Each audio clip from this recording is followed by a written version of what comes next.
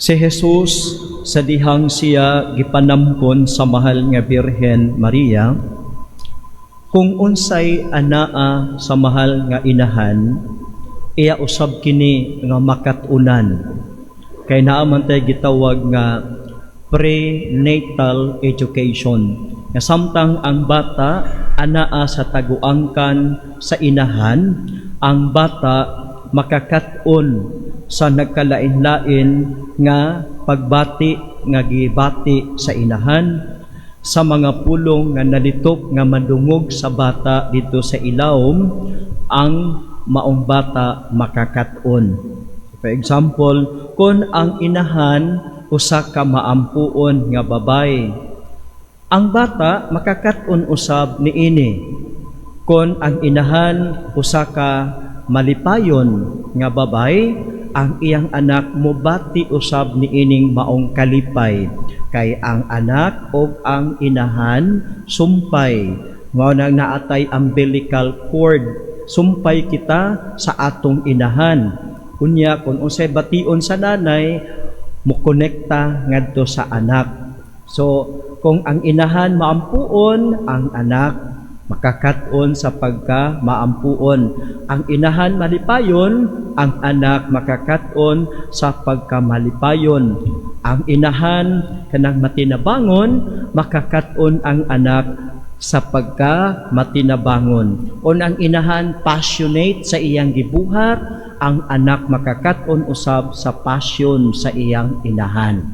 So mga kaigsuunan, may tanga-tanga ang anak dili himulag sa inahan. Busa ang anak makasunod sa mga kinaiya sa iyang inahan. Kunya makakaton pod siya sa kinaiya sa iyang amahan. Labi na inika kuanan niya kahimugso kay makita man niya ang iyang amahan, makita og madungog niya ang gisulti sa iyang amahan, makakaton usab siya gikan sa iyang amahan. Apan ang una, makakaton siya sa igikan sa iyang inahan. Now karon makita nato nga ang mahal nga Birhen Maria nagpakita kanato unsa man ang iyang mga hiyas. Anaa kanang hiyas sa pagka mapamalandungon, hiyas sa pagpamati sa mga pulong sa Ginoo, o kaisog sa pagtubag sa gisugo sa Ginoo. Mao kana ang mga pipila ka mga kinaiya sa mahal nga Birhen Maria. Now si Jesus gikan kang Maria, gikan sa iyang taguangkan, nakakaton siya niining mga hiyas sa iyang inahan nga mahal nga Birhen Maria. Pagdako ni Jesus sa dihang andam na siya nga mag-public ministry, makita nato ang papel sa mahal nga Birhen. Kay sa bata pa, ang mahal nga Birhen is hands-on yun na siya sa pag-atiman kang Jesus. Hands-on siya sa pagligo kang Jesus, sa pag-ilis kang Jesus, sa pagpakaon kang Jesus, sa pagkanta-kanta para kang Jesus. Mary is hands-on yun na. Nangamot ang mahal nga Birhen. O kanang pagpangamot sa mahal nga Birhen Maria, nakahatag kang Jesus og security. Mary's touch, Mary's hands, Mary's care gave Jesus security in His life. Kung nakita nato ang mahal nga Birhen nga samtang nagdako ang iyang anak, of course kumudako ta magkalain no kanang may kabag-uhan sa atong panglantaw, may kabag-uhan sa atong mga nilihukan. Mabitaw nga katong 12 anyos na si Jesus, nawala siya, gipangita ni Maria o Jose, unya pagkakaplag giingna ni Mama Mary si Jesus nga, anak, nganong gibuhat man nimo ni kanamo? Ako og ang imong amahan, grabing pangita nimo. Mingon ang mahal nga Ginoo nga, nganong nangita man mo nako, nga dapat di ba anhi ko sa balay sa akong amahan? Unya, mipauli si Jesus og nagmasinugtanon sa iyang mga ginikanan. Nagkausab ang kanang kinaiya, nagkaabli, nagkalapad ang mga gitawag natong panglantaw ni Jesus. Unsa may reaction ni Mary? Wa siya mamunal. Sa may reaction ni Mary, wa siya mga saba kang Jesus. ang reaction ni Mary, iyang gipamalandungan kining tanan. Iyang gibahandi ang mga pulong ni Jesus nga miingon siya, di ba dapat ani ko sa balay sa akong amahan? Gipamalandungan sa mahal nga Birhen Maria o gibahandi siyang kasing-kasing, buti pasabot wala lang ni gipalabay, wala ang gipalapo sa pikas daunggan ni Mary, kundili iya kining gibahandi o giha sa iyang pagbahandi sa mga pulong ni Jesus. Mary learns. Nakakatun siya. Nakatunan niya nga ang iyang papel is agakon si Jesus at imanon o sa pagdako na ni Jesus si Mary ang iyang role naa siya sa likod. Nasa sa likod. Kay siya ang pinaka number 1 nga supporter sa iyang anak. Number 1 supporter of Jesus, no other than Mama Mary. Si Maria iyang gihatagan og kanang kagawasan ang iyang anak. Dili sa parehas ng ubang nanay bitaw nga bisag dako na ang anak magbuot ng yapon ng inahan, magbuot kinsay panguyaban, kinsay buhaton.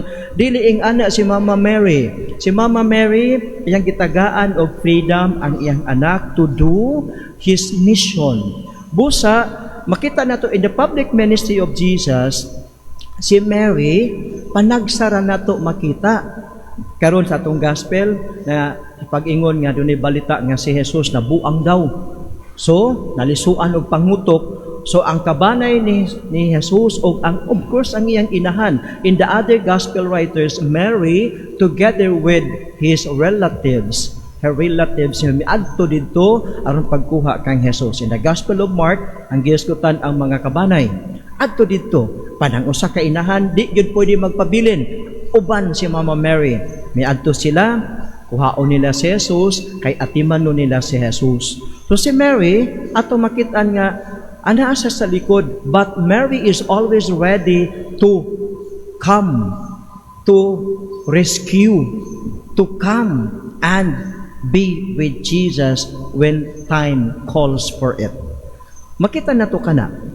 Ngano man nga sa atong gospel karon, ang mga tao nakaingon man nga si Jesus nalisuan sa iyang maayong pangutok tungod kay siya ug ang iyang mga tinun-an wala na gani higayon sa pagpangaon. Very busy sa ilang pagpangalagad sa katawhan. Kaysa nahiuli si Jesus sa ilang balay, nagkatigom na usab didto ang dakong panon sa katawhan ug tungod ni ini si Jesus ug ang iyang mga tinun-an wala na gani higayon sa pagpangaon.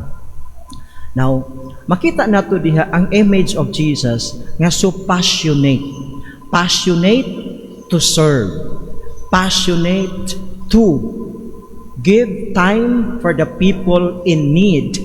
Passionate siya sa pagpakighinhabi, sa pagtabang, sa pag-ayo sa mga tao nga adunay mga balatian.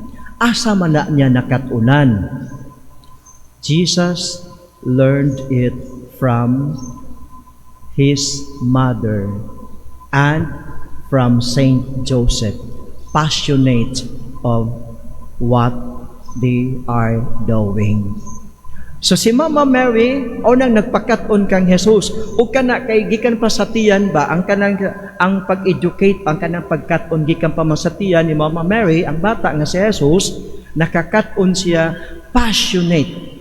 So passionate in serving the people, so passionate in healing the people, so passionate in togetherness with the people nga even eating time di na niya kanibitong di na nimo matagad. Mo na kita nato nga people's need over and above my personal need. Ipakita ka nato ni Jesus. O kana nakatunan niya gikan kang Mama Mary. Let's go back a little while. Kadtong pag-announce sa mahal nga Birhen kang Anghel Gabriel to kang Mary nga himuon ka nga nanay sa bugtong anak sa amahan sa Dios. Nakita ni Mary kita nga nagkinahanglan og manunubos. Nakita niya ang iyang kaugalingon nga nagkinahanglan og manunubos. Nakita niya kitang tanan. Og Mary, without thinking of herself, miingon siya, I am the servant of the Lord, be it done unto me according to your word. Si Jesus nakakaton ana nga dili unahon ang kaugalingon kundi unahon ang katawhan nga nagkinahanglan nimo. Unya kana nga sistema sa kalibutan is word. It's word nga ang sa kalibutan manggod me first before others. But for Jesus, others first before me. Asa na nakatunan kang Mama Mary. Mary shows to Jesus how to be a servant of God. Others first before myself. Mao na nga si Jesus, mo na yung gibuhat. So passionate in serving the people of God nga nagkinahanglan gayud kaniya. Ang mga tao miingon nayabag na ng tawhana, nalisuan na siyang maayong pangutok, bisan gani og kanang tingkaon di pa sa muundang kay di mo mukaon kay sige sa pangalagad. Kita man pud usahay no kanang when we are so passionate of our works, usahay makalimot ta og kaon sa saktong oras. Nganuman ang imong heart, ang imong energy, ang imong mind is focused on what you love to do. Mao pud si Jesus. He loves to be with people. He loves to heal. He loves to teach. He loves to be with those who need. Asa nakatunan kang Mama Mary. Kung ini karon in relation to this, si Mary ug ang iyang mga kabanay mingadto kay aron atimanon si Jesus. Kay ikaw man ang mga tao nga nayabag na si Jesus. Adto sila, Mary, wala mawala, wala maputol ang iyang pagkainahan sa dihang si Jesus midako na. Nagpabilin ang iyang pagkainahan o ang inahan mobati gayod sa panginahanglan sa iyang anak. Bisan kun ang anak dako na. So si Mary together with her relatives miadto aron pagkuha kang Jesus. So makita nato kanang Mary nga always on the go, Mary always a supporter, the number one supporter of Jesus' public ministry.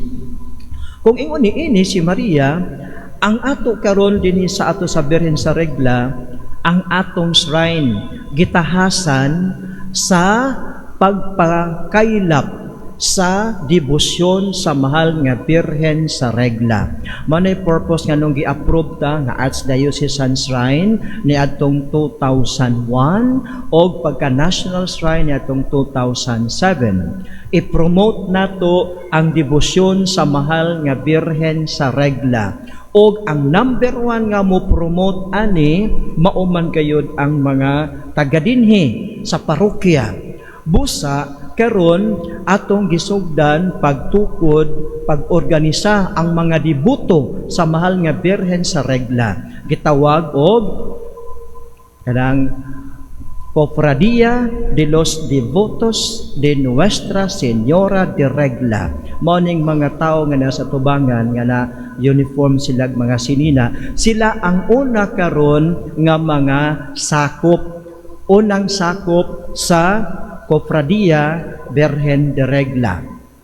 Ang tahas, unang tahas, nga sila mga imitators of the virtues of Mary. Sama nga si Jesus is imitator of the virtues of his mama, of his mother, nga si Maria. Kita nga nagdibuson sa Birhen sa Regla, we become imitators of the virtues of Mary. So, si Mary ang atong example, atong sundon ang iyang mga hiyas. So, hiyas ni Maria, naminaw pulong sa Ginoo, nitubag sa pagtawag sa Ginoo, may buhat siya, mikuyog siya kang Jesus. Mary walks with Jesus. Until Calvary, Mary walks with the people of God nga nahimong iyang mga anak until Pentecost. Mary stays with her children until death. So ang Cofradia members is to imitate Mary walking with Jesus. supporting Jesus ministry. Mao nga ang Kofradia members dili lamang makahibalo nga rosaryo, dili lamang kay makabalo mo nobena, dili lamang kay makabalo mo timaan ka kada Sabado alas 8 botib sa Birhen, kundili ang matag membro sa Kofradia mupuyo sa hiyas ni Maria. Hiyas ni Maria, maampuon, bisag dili Sabado, pag-ampo pud mo. Kada adlaw mag-ampo sab mo. Unya, bisan og dili ting simba, magbinuotan gihapon. Kay ang atong gi-imitate is Mama Mary's virtue, nga mauna nga virtue ang na-absorb ni Jesus sa iyang public ministry. Unya, bisan si Mary is a teacher of Jesus, si Mary walks with Jesus. So, ang Kofradia members will also walk together with Mama Mary. We walk with Jesus. Mao nga ang mga teachings ni Jesus, gibahandi man ni Maria. Ang pulong ni Jesus, gibahandi ni Maria. So, ang Kofradia members, ibahandi nato ang pulong ni Jesus. Mao nga magbasa pud tag Bible, unya na malandong pud ta, unya pagampo pud ta sama kang Birhen Maria. Kini sila first batch pa lang ni kay napamatay mga ongoing kauban pod nga mga lugar pananglitan sa Zambales. They also have their groups of devotees sa Birhen de Regla. Dito po dapit sa Marikina, sa Antipolo Diocese, na po dito, napipipila. Dito sa Iligan, sa Mindanao, naapoy pipila ka mga tao nga naggrupo. Na usa ka kapilya nga Birhen sa Regla ang ilang patron, unya gikan sa upon ang nagdala dito na ng maong debosyon. Perhaps we can connect them later on sa atong Kofradia dinhi sa National Shrine.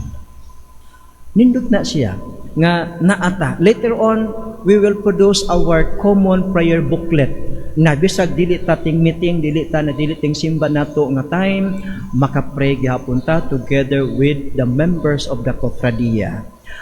Kunya, ang Kofradia dili lamang kay magpuyo nga mag-inusara, kundili the Kofradia members will live as connected to each members. Muna nga bisag takas imong balay, we can pray for our members. Katong masakiton, we pray. Bisag nara kas imong balay, kay we can pray together. We can set a time to pray together. Kung naay naglisod, ang mga Kofradia members, mamahimong sama ni Jesus, mo give time for our members. Muna nga, ang kinaiya sa mahal nga Birhen, importante nga atong maabsorb, kay mauni nga kinaiya, ang naabsorb ni Jesus, o maoy gigamit niya, iyang gipuy-an sa iyang pagpangalagad sa katilingban. So, katong, ingon nga, ay, sayang, ko kaapil. Sige lang, kay nato may sulod nga orientation. Katong buot mo pasakop sa Kofradia de los Devotos de Nuestra Señora de Regla, naapay mga ongoing orientations. Kay ang atong tahas, dili man lang dinhi kay National Shrine man ta, ang atong tahas to establish prayer groups, to establish units of Kofradia Virgen de Regla sa lain-lain nga mga dioceses, sa lain-lain nga mga lugar, and even to other countries. Kay National Shrine ang atong Virgen de Regla dinhi sa Upon. So, tubag sa pagtawag, tubag sa pag-imitate sa mga bertud sa mahal nga Birhen, ani akining mga tao nga buot mo pasakop sa Kofradia. Busa karon ato silang dawaton sa unang batch sa Kofradia de los Devotos de Nuestra Señora de Regla. Isunod nato ang acceptance of members sa Confraternity of Our Lady of the Rule.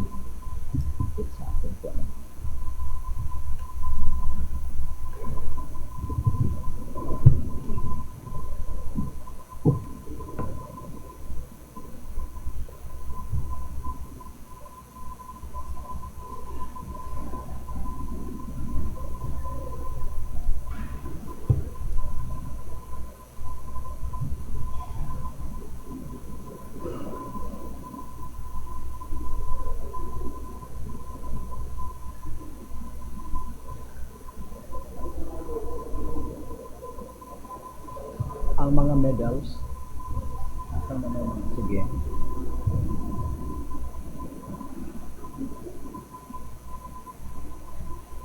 Tanan nga mga mapasakop sa kofradiya palihog sa pagduol diri sa tubangan. Form lines.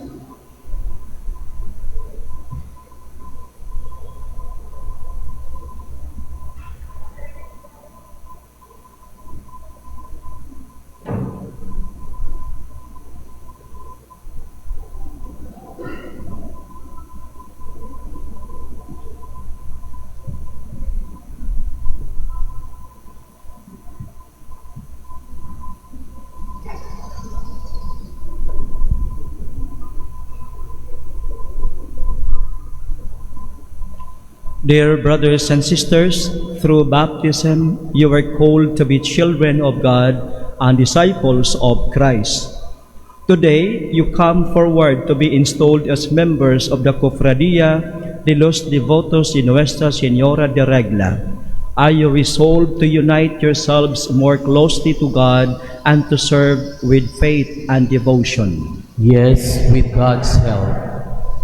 Are you resolved to dedicate yourselves to strengthening our parish community, to live out your devotion to Nuestra Señora de Regla, and to serve with humility and joy? Yes, we are.